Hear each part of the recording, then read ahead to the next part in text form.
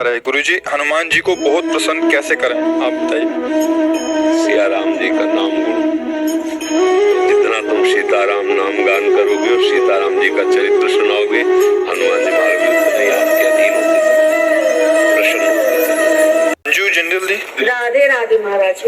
महाराज जी, आपके चरणों में कोटि कोटि प्रणाम। महाराज जी, मेरे प्रश्नों के सारे उत्तर तो आप अपने आप ही दे देते हैं। मुझे तो सिर्फ इतना पूछना है कि आपको मेरे और मेरे जैसे जितने भी लोगों का प्रश्न होता है उनका उत्तर और प्रश्न दोनों कैसे पता लग जाता है, क्योंकि सब यही कहते हैं कि हम प्रश्न सोचा और अगले दिन महाराज जी ने हमारे प्रश्न का उत्तर नहीं, इसमें मुख्य बात भगवान की है, जो हमारे भी हृदय में बैठे और आपके भी हृदय में बैठे हुए।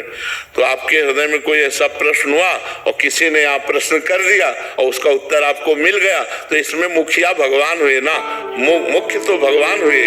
जो प्रश्नकर्ता से वही प्रश्न कराया जो सैकड़ों लोगों के हृदय में चल रहा था, और उत्तरकर्ता के हृदय में बैठ के उत्तर दे दिया। तो प्रश्नकर्ता और उत्तरकर्ता और श्रोता तीनों में मुख्य भगवान हुए कि नहीं? तो भगवान का ही ये सारा खेल है। और महाराज जी, अगले दिन ही कैसे होता है कि प्रश्न का उत्तर अपने आप ही आ जाता है? हाँ, तो भगवान का ही खेल है, हमारा क्या खेल? हम तो कच्चा न पड़े, हमें तो कुछ ज्ञान नहीं है, भगवान ही सब बुलवाते हैं। अनन्या सिंह जी, राधे राधे महाराज। राधे राधे महाराज जी। महाराज जी, ईमानदारी पे भी चलने पे कभी कभी कष्ट भोगने पड़ते हैं, और क्या ये प्रारब्ध हम अपने अच्छे और सच्चे कर्म से सही नहीं कर पा रहे? नहीं नहीं, इसमें वर्तमान के सत्य मार्ग में चलने की कमी का कोई प्रमाण नहीं होता। इसमें होता है हम सत्य चल रहे हैं, लेकिन इस समय हमारा बुरा प्रारब्ध चल रहा है। तो देखा जाता है कभी कभी धर्मात्मा पुरुष दुख भोगते हुए और पापात्मा पुरुष सुख भोगते हुए। तो पापात्मा पुरुष का उस समय पुण्य चल रहा है, तो पुण्य फल से वो सुख भोग रहा है, और वो पाप का फल चल रहा है, इसलिए धर्म युक्त चलने पर भी उसे दुख भोगना पड़ रहा है। लेकिन विजय धर्मात्मा की होगी, पापात्मा का नाश होगा।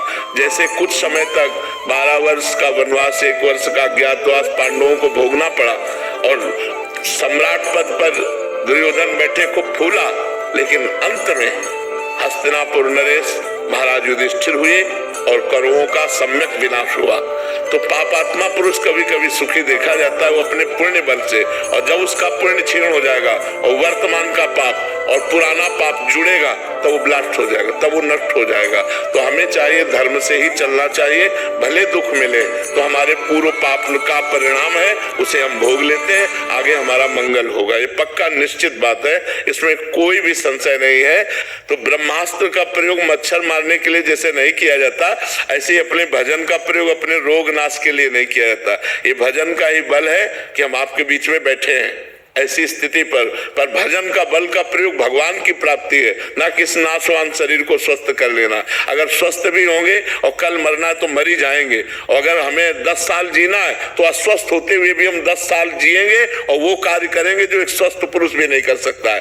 तो हमें चाहिए अपने भजन का प्रयोग सुख दुख में नहीं, भगवान की प्रसन्नता में प्रयोग करना चाहिए। तो भगवान प्रसन्न हो गए तो जा पर कृपा राम की हुई, ता पर कृपा करे सब कोई, सब मंगल हो जाएगा, सब आनंद हो जाएगा।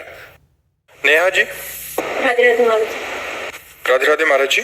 महाराज जी, मैं पेशे से डॉक्टर हूँ, मैंने बचपन से बहुत दुख पाया है। अब मैं हमेशा के लिए दुखों से छूटना चाहती हूँ। मेरी भगवान के दर्शन की कोई लालसा नहीं है, नाम जप में भी कोई रुचि नहीं है, पर मैं सदा के लिए दुख रहित होना। अब जैसे किसी को पैसे कमाना है, कहते मेरी रुचि नहीं है लेबरी करने की, नौकरी करने की, व्यापार की, आपको कुछ ना कुछ करना शुरू करना होगा। भले लेबरी करो, ओवर टाइम करो, 500 की जगह 800 रुपया आपको मिलेगा। आप कम खर्चा करो और ज्यादा कमाओ। अब ऐसे ही दुख से निवृत्त होना है, पर भजन नहीं करना, भागवतिक मार्ग में नहीं चलना, तो दुख तो भोगना ही पड़ेगा। इस संसार का नाम दुखालयम अशाश्वतम है, नाशवान और दुखमय है। यहाँ जो कुछ भी है वो सब दुख प्रदान करने वाला है। आप चाहे जो कुछ भोग करके देख लीजिए, परिणाम में उसका दुख आएगा। वर्तमान में तुम्हें सुख लगेगा, परिणाम में उसका दुख आएगा। इसलिए भगवान का नाम जप किए बिना दुख दूर नहीं हो सकता।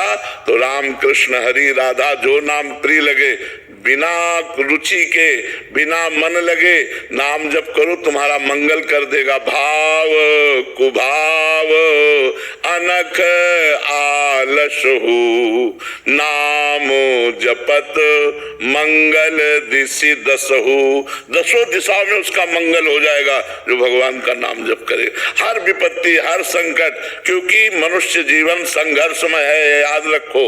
आज सुखी हो कल नहीं रहोगे, आज दुखी हो कल नहीं रहोगे।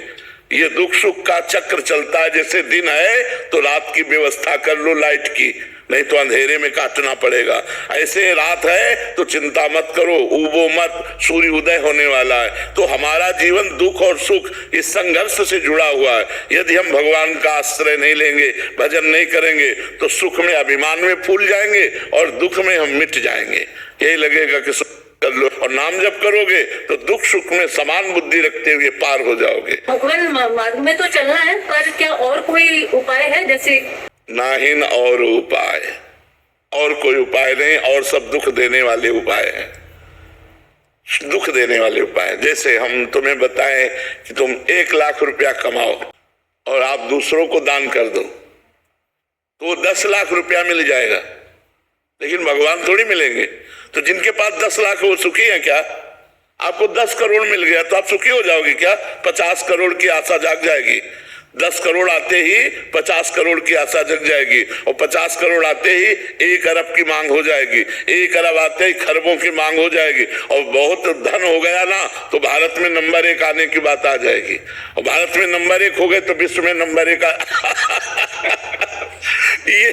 ये मायाकृत जो लुभावना चक्र है, ये बिना भगवान के भजन के लिए। देखो, एक करोड़पति पिता था, उसका लड़का स्कूल जाता था पैदल, तो देखा कि साइकिल से एक लड़का निकल गया।